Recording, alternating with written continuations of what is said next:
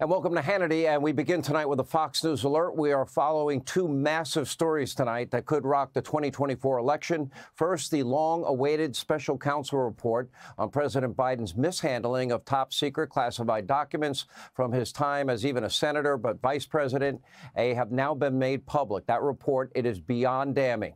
Biden just tried to save face with the American public. It was a shocking display of his cognitive decline. We're going to play those outrageous remarks in a minute. But let's lay out the details in this report. Devastating. According to the report, quote, President Biden willfully retained and disclosed classified materials after his vice presidency when he was a private citizen. Investigators found classified documents, including notebooks from meetings regarding highly sensitive material on foreign policy and national security, carelessly stored in what appears to be his garage.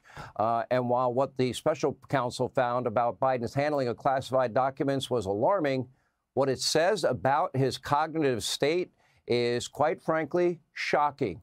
And by the way, it should have every single American concerned about the mental health, the cognitive health of the president of our country, the president of the United States. And according to the special counsel, the Department of Justice, they are not charging Joe Biden, quote, because Mr. Biden would likely present himself to a jury, as he did during our interview of him, as a sympathetic, well-meaning elderly man with a poor memory. So let me get this straight. Does this mean the special counsel is not charging Biden because of his cognitive decline and would come off as a nice guy? I thought the special counsel said he did this willfully. And by the way, it gets much worse. According to the report, on the first day of Biden's interview, he could not even remember when he was vice president. He asked the people interviewing him, if it was 2013, when did I stop being vice president? He couldn't remember when he took office as vice president, asking this question, in 2009, am I still vice president? And in what probably is the saddest part of the entire report, and it's sad, Joe couldn't even remember within a few years when his son, Beau, died. And according to the special counsel's findings, Biden's clear cognitive struggles in meetings with his ghostwriter in early 2017, just months after leaving office as vice president, quote, likely appear consistent with the diminished faculties and faulty memory. And frankly, this is scary. But now, we have been warning you about this for years. Joe Biden does not have the cognitive strength and ability and mental stamina to take on the toughest job in the world, and that's to lead this country. And I'm not being flippant when I say this. They are describing a president of the United States who could not be one of those very nice Walmart greeters, because they would be describing a person who would be cognitively incapable of actually remembering where every department is in the store. The special counsel is saying loudly that Joe Biden is unfit to be the president. Think about what the rest of the world is thinking about this report. Joe is in charge of our nuclear weapons. He's got the nuclear football with him at all times, right next to him. And tonight, even the media mob, they're struggling to defend him. NBC News reporting the special counsel's assessment of Joe Biden's mental state has triggered, quote, Democratic panic. The Washington Post said the report was, quote, paints a scathing picture of Biden's memory. And both the USA Today recap of the report and the Axios write-up pointed to the growing questions around Biden's memory concerns. And The Hill called it, quote, an eyebrow-raising report when pressed by reporters tonight in a bizarre press conference. Only answered about 3 questions. Biden dismissed questions about his age and his memory. Take a look. President Biden, something the special counsel said in his report is that one of the reasons you were not charged is because, in his description, you are a well-meaning elderly man with a poor memory. I'm well-meaning, and I'm an elderly man, and I know what the hell I'm doing. I've been president. I put this country back on its feet. I don't need his recommendation. It's How totally bad is your memory, and can you continue as president? My memory is so bad, I let you speak. That's your memory has gotten worse, Mr. President? My memory is not good. My memory is fine. Voters have concerns about your age. How are you going to assuage them? And do you fear that this report is only going to fuel further concerns about your age? Only by some of you. For months when you were asked about your age, you would respond with the words, watch me. Many American people have been watching, and they have expressed concerns about your age. That is your judgment. That is your judgment. That is not the judgment of the press. They expressed concerns about your mental acuity. They say that you are too old. Mr. President, in December, you told me that you believe there are many other Democrats who could defeat Donald Trump. So why does it have to be you now? What is your answer to that question? Because I'm the most qualified person in this country to be President of the United States and finish the job I started. Peter Doocy will join us in just a moment. A very contentious press conference, probably in the, if we look at modern history, the modern level of presidency and the people that have served, I can't think of a worse report or a worse press conference than this one. Now, Joe, if your memory really is fine, then why couldn't you remember the name of the church your son's rosary is from? He couldn't remember. This is at this disastrous press conference after the release of the disastrous report. Look at this. I know there's some attention paid to some language in the report about my recollection of events. There's even reference that I don't remember when my son died. How in the hell dare he raise that? Frankly, when I was asked the question, I thought to myself, it wasn't any of their damn business. Let me tell you something.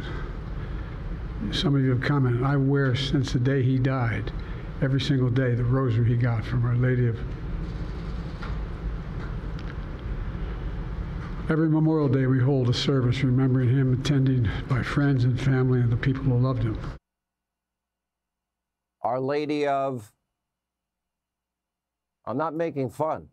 He couldn't remember.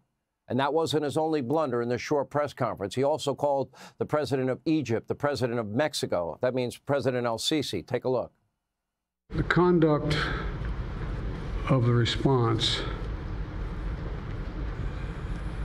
in Gaza, in the Gaza Strip, has been over the top.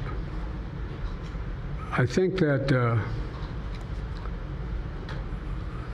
as you know, initially, the president of Mexico, el-Sisi, did not want to open up the gate to allow humanitarian material to get in. I talked to him. I convinced him to open the gate. The president of Egypt, is it time to consider invoking the 25th Amendment? Now, you may remember Section 4 of this amendment. It authorizes a vice president, a majority of principal officers of the executive departments to now transmit to the president pro tem of the Senate and the Speaker of the House their written declaration that the president is unable to discharge the power and the duties of his office, allowing the vice president to immediately assume the powers and duties of the office as acting president. Now, going back to the damning report, Biden, when pressed on why he took the classified material, and this angry presser declared that the notebooks are his, quote, property, and that, quote, every president before me has done this exact same thing. Sound familiar? This is almost the exact same argument former President Trump made right here on this show last year, months after investigators conducted their raid of Mar-a-Lago. Yet he still faces charges. Now, this is why the House Judiciary, they are rightly investigating whether Joe Biden's Department of Justice is weaponized, whether or not the DOJ has been politicized. And tonight, after the release of the report, Trump called on the special counsel in his case to dismiss all charges related to the classified document issue.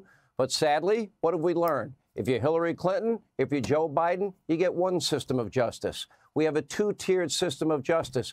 It's now on full display once again.